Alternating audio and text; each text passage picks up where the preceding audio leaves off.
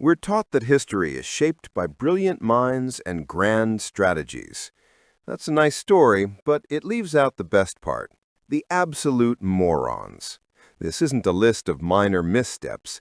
This is a celebration of the 15 most magnificently incompetent figures to ever wield power, whose legendary blunders prove that a high rank and a low IQ is a timelessly explosive combination.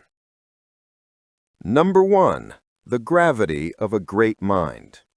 Let's start with a quiet death, a truly dumb quiet death. Charles Valentin Alcan was a 19th-century French composer and one of the greatest piano virtuosos of his time, a rival to Chopin or Liszt, capable of breathtaking, complex musical feats. Yet the final act of his brilliant life was a symphony of slapstick. According to legend, Alcan, a deeply religious man, was reaching for a copy of the Talmud on the very top shelf of his massive, heavy bookcase. He wasn't on a ladder, and he certainly wasn't using appropriate caution. As he wrenched the sacred text from its perch, the entire enormous piece of furniture, burdened by centuries of knowledge, tipped over and crushed him to death. Imagine the final thought of this musical genius, not a great melody, but the realization that he was being felled by poor furniture stability. His career was defined by precision and complexity, his death by basic physics and a monumental lack of common sense. Number 2. The King Who Fought the Sea. Speaking of figures with an overinflated sense of their own power, let's talk about Xerxes I, the king of Persia.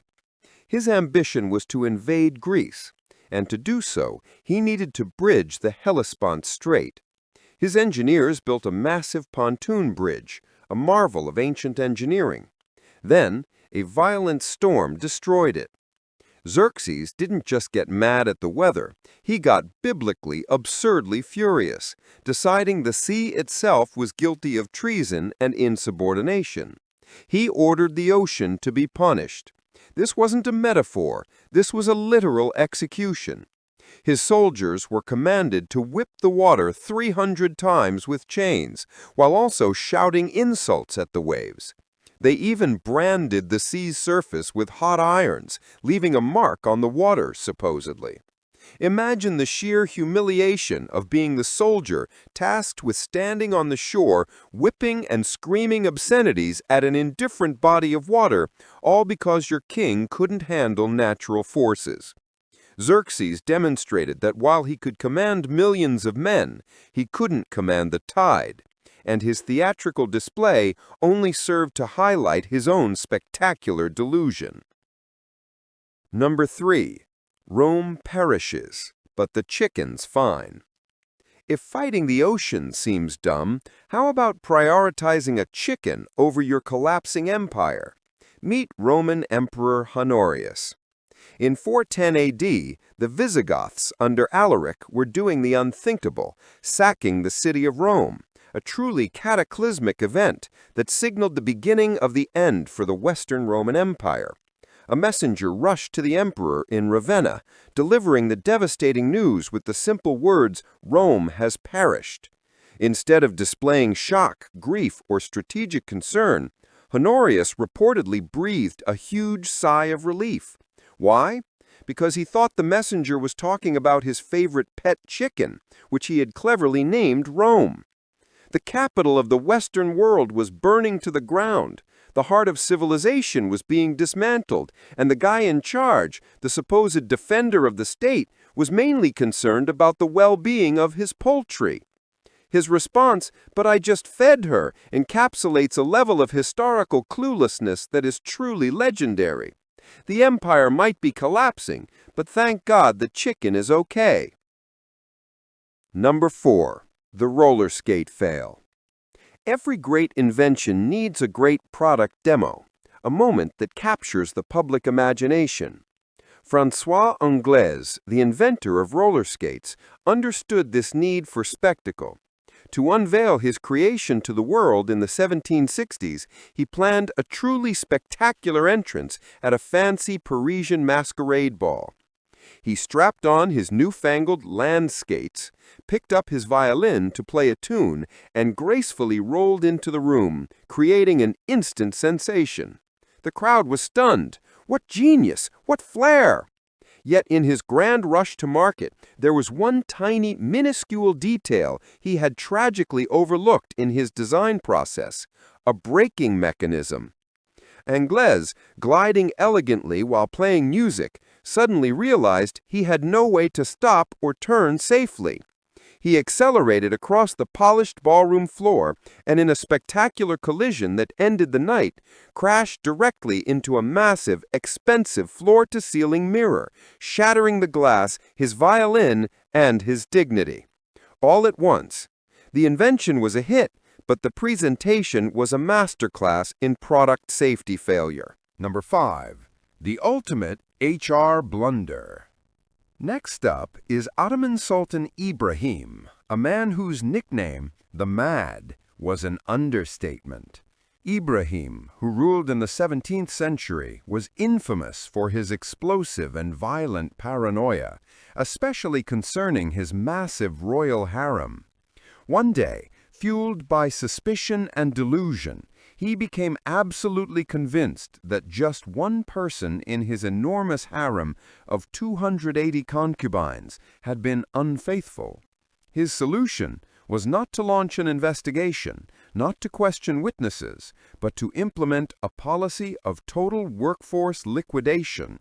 He ordered all 280 women to be bound in weighted sacks and thrown into the treacherous currents of the Bosporus Strait to drown. It was a management style that is certainly decisive, if nothing else. A preemptive purge based on a vague feeling. Forget dealing with human resources or legal proceedings. Ibrahim's approach was to simply reboot the entire female population of his court by drowning them all, just in case. Number 6. The rabbit catastrophe. Here's a lesson in unintended consequences served with a side of rabbit stew. In 1859, a wealthy British settler in Australia named Thomas Austin felt a touch of homesickness on his vast estate. What he missed most was hunting for sport, particularly the familiar European rabbit. So he thought it would be a splendid, harmless idea to import 24 wild European rabbits to his estate in Victoria for a bit of personal sport. In his own fateful words, he declared that the introduction of a few rabbits could do little harm. This might just be the most catastrophic understatement in ecological history. Australia, lacking natural predators for the European rabbit, became a paradise for them. Those few rabbits bred like, well, rabbits. Within 50 years, their population had exploded to an estimated 600 million, devastating farmland, wiping out countless native species, and causing an ecological disaster that required centuries and billions of dollars to combat. All this ecological and infrastructural chaos, not for profit or conquest, but because one guy just wanted to shoot something familiar. Number 7. Shakespeare's starling problem. If you thought introducing rabbits was a bad idea, meet Eugene Schieffelin, a pharmacist from New York who was the world's biggest Shakespeare fanboy. His life's mission was truly bizarre. He wanted to introduce every single bird mentioned in the works of William Shakespeare to North America.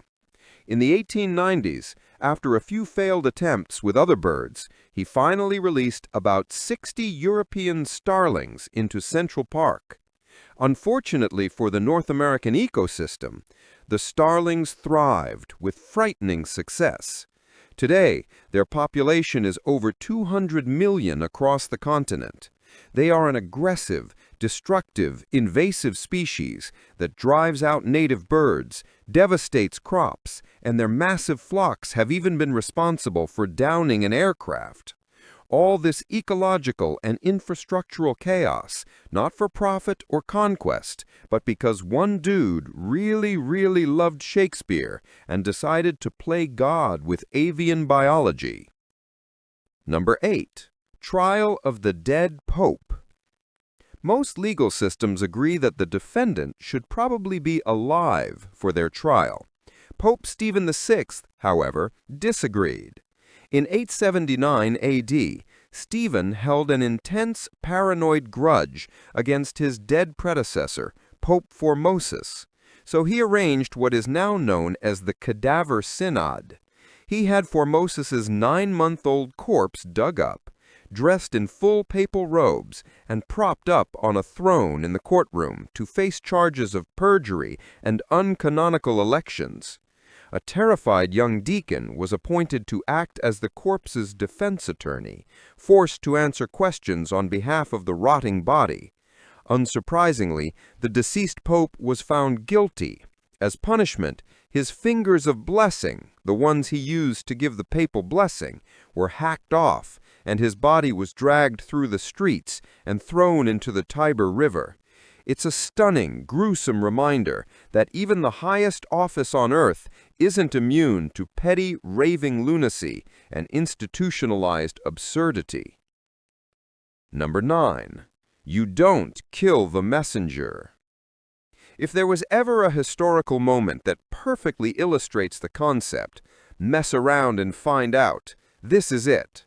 In the early 12th century, Genghis Khan, a man known for his disciplined fury and military ruthlessness, sent a diplomatic and trade mission to the neighboring Khwarezmian Empire.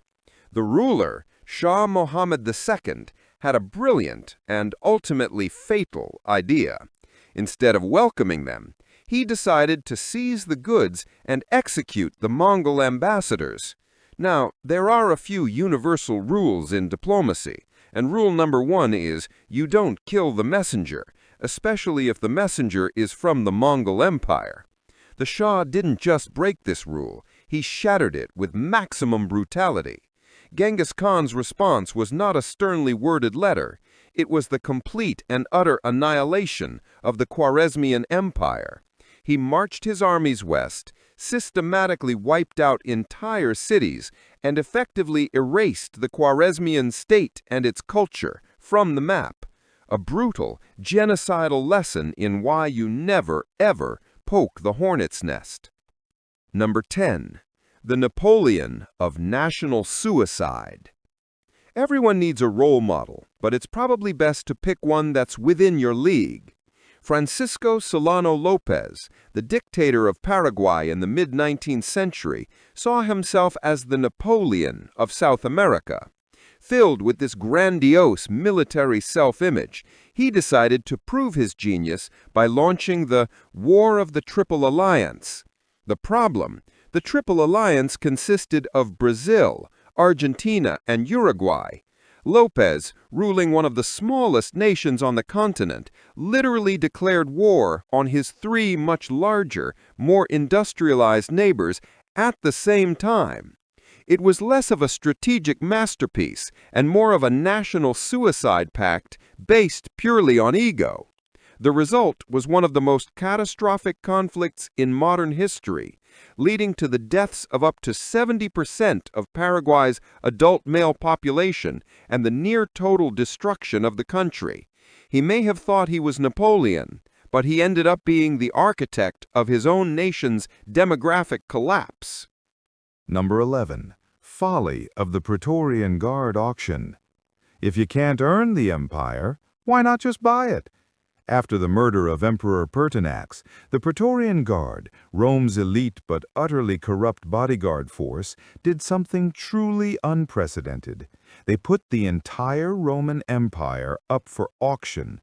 The highest bidder was a fabulously wealthy but politically clueless senator named Didius Julianus.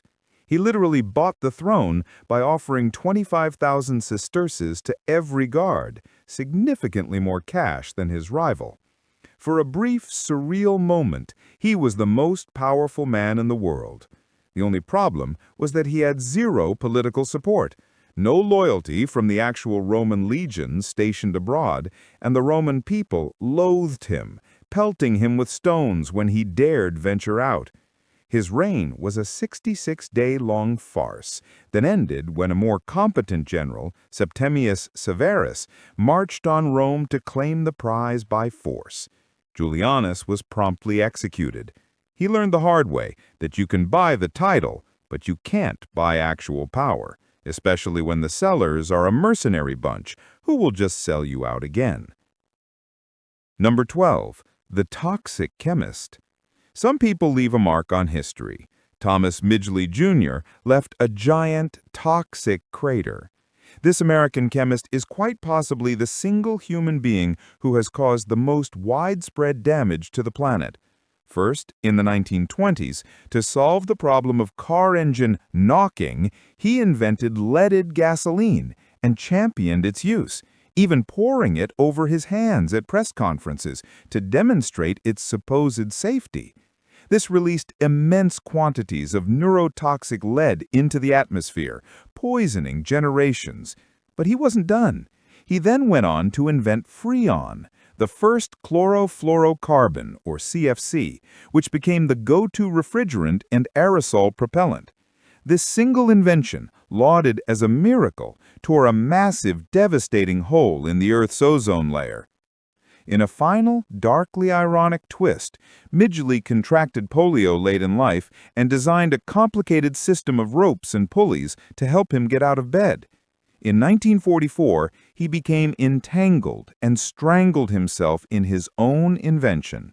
He was literally killed by his own bad idea, proving that even the most brilliant minds can create the instruments of their own demise. Number 13. The king, who was also a pickpocket. Most monarchs collect art, land, or titles. King Farouk of Egypt collected things he stole. He was a notorious and unrepentant kleptomaniac on an international scale, and this wasn't a secret habit. It was a well-known part of his diplomatic repertoire. He would pilfer everything from ceremonial swords to random trinkets from his hosts and fellow dignitaries, often right under their noses. His most audacious and famous theft occurred during a meeting with British Prime Minister Winston Churchill at the Citadel in Cairo. While the Prime Minister was distracted during a serious discussion, King Farouk managed to steal his prize pocket watch right from his vest chain. Churchill, a man not easily rattled, eventually realized what had happened and through diplomatic channels had to formally and diplomatically demand its return. It's one thing to be a king. It's another level of audacity to be a king who is also a common pickpocket. Number 14. Nicholas II, Commander Zero. When your country is embroiled in the largest war in human history, you need your best, most experienced people in charge of the military. Tsar Nicholas II of Russia had a different idea. In the middle of World War I, with Russia suffering devastating losses and internal turmoil, he made the catastrophic, ego-driven decision to dismiss the experienced commander-in-chief of the army and take personal command himself. The only problem, he had absolutely zero military experience and even less aptitude for large-scale strategy. This move was a disaster on every level. It meant that every subsequent military failure, every defeat, and every casualty was now directly and personally associated with him, eliminating any buffer between the monarchy and the masses. This decision didn't just ruin the war effort, it completely shattered his reputation, fueled public anger, and massively accelerated the arrival of the Russian Revolution that would ultimately destroy him and his entire family. Number 15. The biggest garage sale in history. In 1867, the Russian Empire decided it was time for some spring cleaning of its assets. One of its least profitable and hardest to manage territories was Alaska, a vast, remote, and seemingly useless expanse of ice and rock. Convinced it was nothing but a frozen wasteland, Tsar Alexander II sold the entire territory to the United States for $7.2 million. That works out to about 2 cents per acre. Americans at the time widely mocked the purchase as Seward's folly, thinking their government had bought a giant icebox. Then, just a few decades later, massive deposits of gold were discovered, followed by one of the largest oil reserves on the planet. Russia, in a moment of spectacular short-sightedness and breathtaking economic ignorance, had sold a territory brimming with incalculable natural wealth for the bargain bin price of a minor royal wedding, a decision that cost them a fortune and changed the balance of global power. 15 exhibits of glorious, world-altering incompetence. But we know the Hall of Shame is vast and the competition is fierce. So, who is the one unforgivable omission from this list? Whose monumental act of idiocy did we criminally overlook? And why do they deserve the 16th spot? Make your case in the comments below. If you enjoyed this trial of terrible decisions, render your verdict on that like button and subscribe.